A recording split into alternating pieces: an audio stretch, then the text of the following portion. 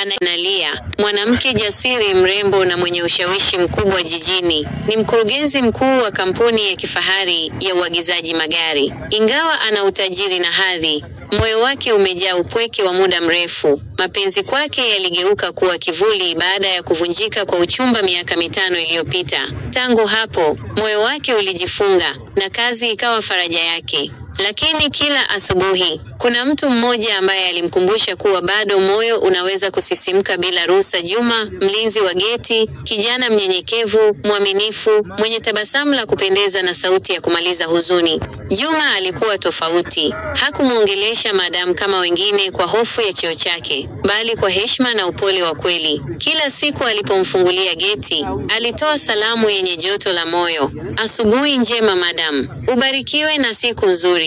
Na madam Nalia, bila kujua kwa nini, angejibu kwa tabasamu lisilo la lazima. Sehemu ya pili, chembe za hisia.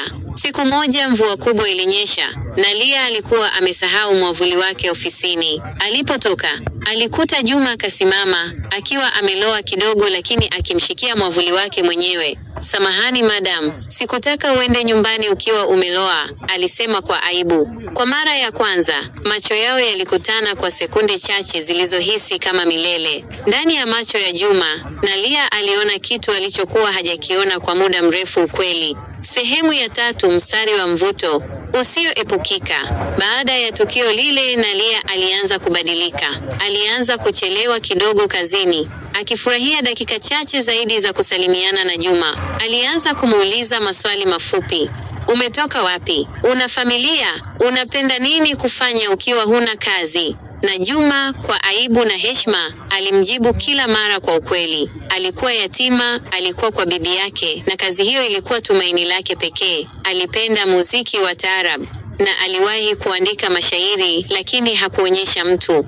Madam akaomba kuyasoma. Mashairi ya Juma yalikuwa ya mapenzi ya kina, yaliyogusa kiini cha moyo wake. Alishangaa kuona mtu wa chini kiasi hicho ana roho iliyojaa hazina. Sehemu ya 4, mstari wa siri inazaliwa. Usiku mmoja, alimtumia ujumbe kupitia simu ya kazini: "Juma, unaweza kuja ofisini jioni kabla hujaondoka? Kuna kitu nataka kukuonyesha."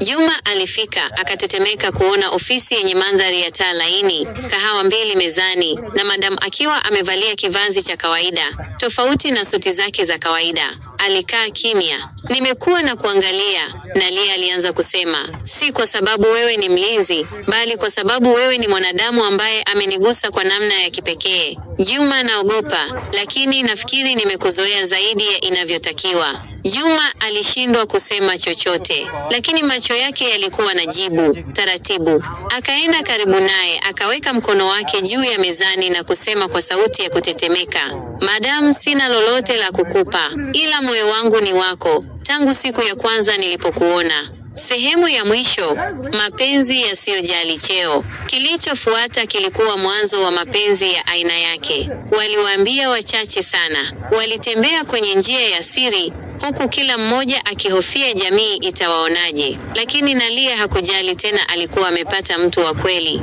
Na Juma, mlinzi wa geti, akageuka kuwa mlinzi wa moyo wa madam. Ungependa niendelee na sehemu ya pili ya simulizi hili?